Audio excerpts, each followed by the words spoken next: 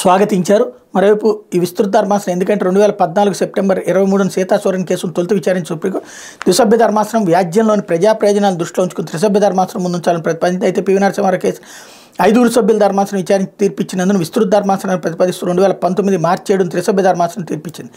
2023 September 20న ఈ కేసును ప్రాథమిక పరిశీలించిన 5 సభ్యుల ధర్మాసనం 7 సభ్యుల ధర్మాసనాన్ని ప్రతిపాదిస్తూ 2023 సెప్టెంబర్ 20న ఆదేశాలు ఇచ్చింది. ఇది ఓవరాల్గా ఏంటంటే ఇక పైన పార్టీ ఫిరాయింపుల విషయంలో కేసులు పెట్టచ్చు ఎమ్మెల్యేల మీద, ఎంపీల మీద. పార్టీ ఫిరాయిస్తే డబ్బులకి అమ్ముడు పోయారు అని కేసు కంప్లైంట్ చేస్తే దర్యాప్తుకు ఆ ఎమ్మెల్యేలు, ఎంపీలు విచారణ ఎదుర్కోవాల్సి ఉంటుంది.